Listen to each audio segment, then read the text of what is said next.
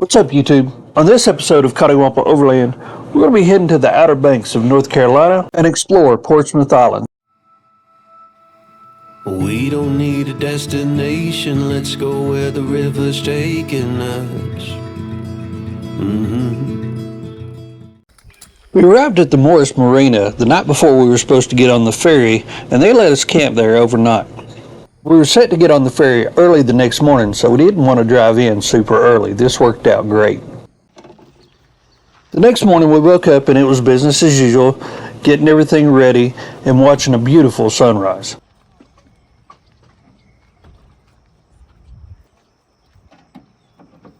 Along with us for this trip was Aaron and Tom and their Gladiator and Expedition Voyager, and Don and Matt and their Wrangler with their Mission Summit.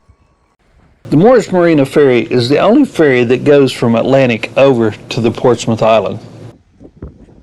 We had a little bit of time before the ferry, so we went ahead and fixed breakfast while we waited. Wasn't long at all before we found ourselves backing onto the ferry and getting ready to take the ride across the Sound to get to the island.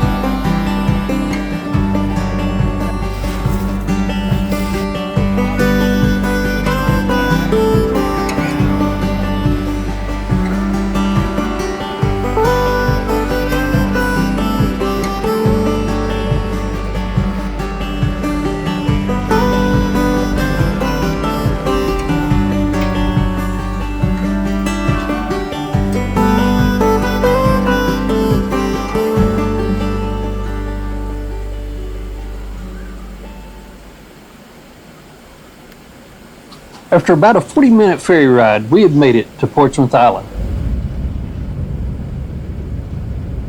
We drove off the ferry with ease, and I would recommend airing down your tires before you get over here, because as soon as you get off, you hit deep sand. There are some old cabins over here, but none of them are in use. They've not been used since the last hurricane. And before you know it, you're cruising down the beach.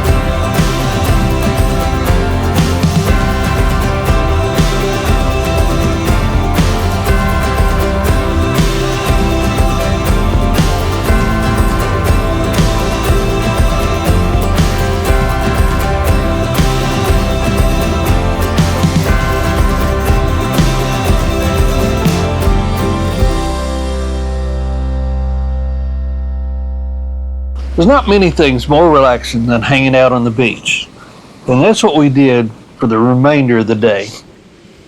We're typically always on the move. It's not very often that we take the time to stop and just relax and spend a few days in the same place. That's kind of the cool thing about this island, is once you get over here, you're here until you're scheduled to get back off. So you're kind of forced to just relax and take it all in. Now that doesn't mean though that you have to stay in one spot. This island's a little over 20 miles long. So once we unhooked and relaxed for the rest of the day, that evening we hopped in the Jeeps, explored a little bit, and even checked out the beach looking for some shells. On the back side of the dunes is another access road. This is a lot of fun, and it's a little bit different than riding on the beach, but you're still in a lot of sand. It also gives you a different view as you're looking more at the sound side than you are the ocean. I mentioned it before, but it's worth mentioning again. You need to have your tires aired down when you come over to these islands. You need as much flotation as possible getting through the deep sand. Portsmouth Island is considered the North Core Island, while Cape Lookout is considered the South Core Island. The biggest difference that we've found so far is the amount of people. There's a lot of touristy things to do down on Cape Lookout, such as the lighthouse and the old lifeguard station. On this island, in particular the southern part, about the only activity you got is the water and looking for shells. We even noticed there's quite a few less fishermen on this island too.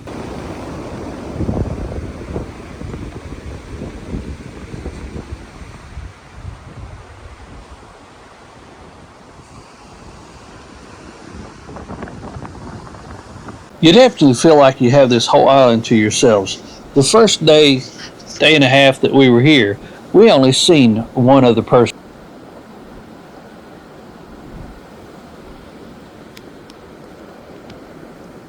We drove that evening all the way down to the southern tip of the island before making our way back towards camp.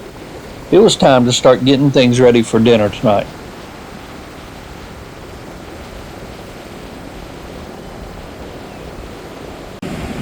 That's funny. So we figured out how to make Aspen a bed. All we have to do is just dig out a little sand. We were going to make a fire pit, and he laid down in the middle of it.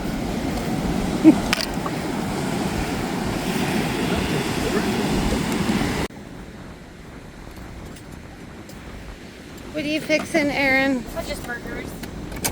Burgers and salad.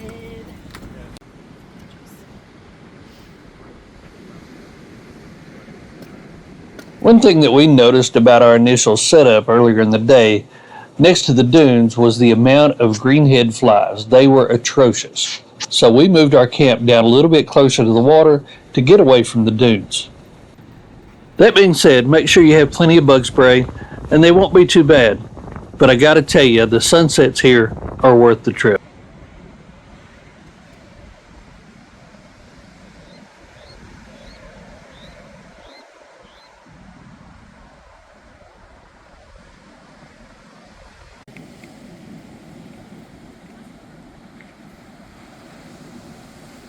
While we endured another beautiful sunset, we sat around the campfire with friends and enjoyed our first beautiful evening on the beach.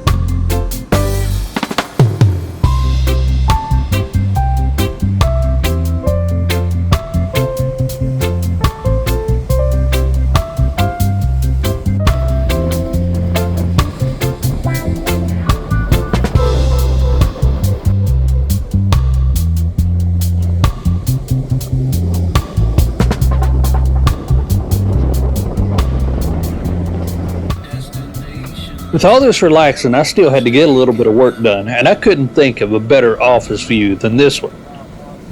For office power, we were using the new Blue Eddy AC50B.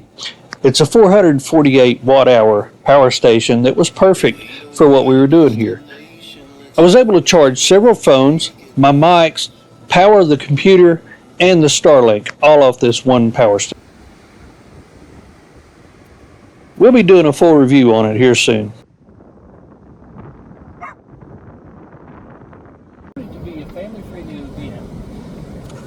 If I mention just how relaxing this place is, we've got a big trip planned next month where we're going to be going out west for almost a full month. During that trip, we're going to be traveling every day. This was a nice contrast. Not only did it allow us to sit around and relax, it allowed us to think about in a real world environment what our setup was and if we needed to change anything for the big trip. Some of us weren't thinking a whole lot at all.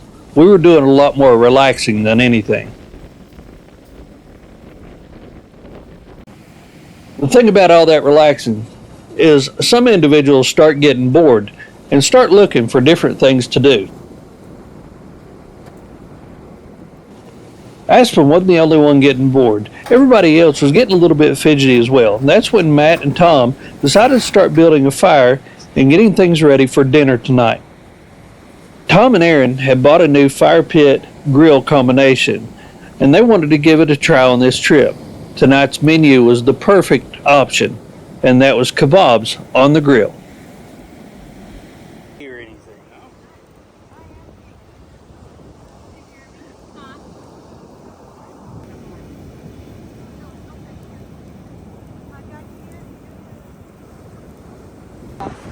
Rice what? Pilaf. Pilas. Yeah, pilaf. Pilaf. Like Olaf, Like but with a P. Yep. Aaron and Tom put together an incredible dinner for us.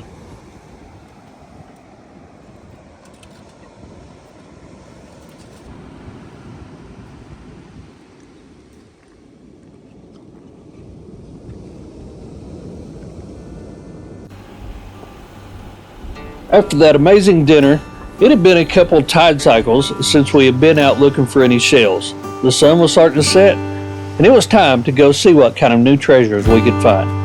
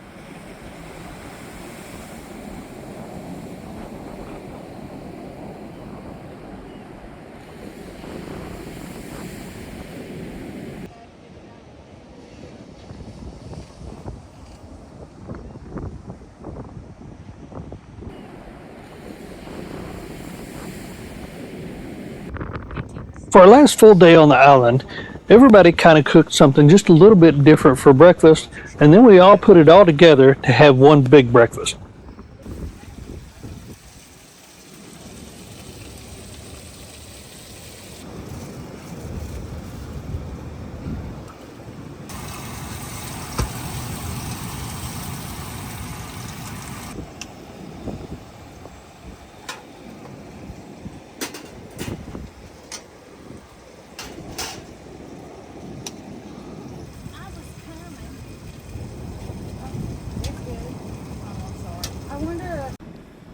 See what's in it. This being the last day on the beach, Matt and I couldn't stand it any longer. We had to get out and ride a few waves.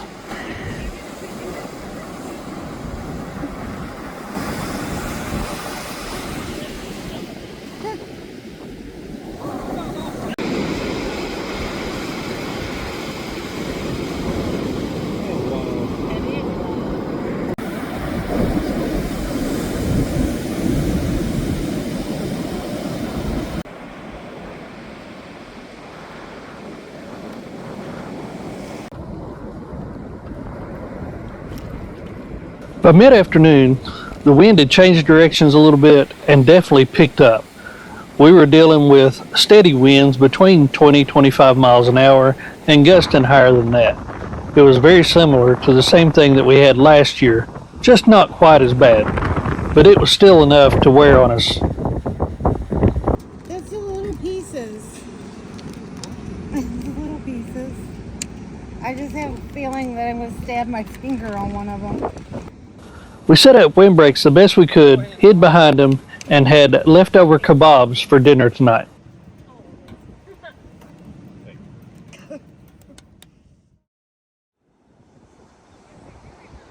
Today would be the last time that we woke up on the beach. We had to get up early this morning, pack up pretty quick because we had to get out on the first boat leaving the island. We did take a couple stops just to get a good last view of the beach and of course take a few pictures.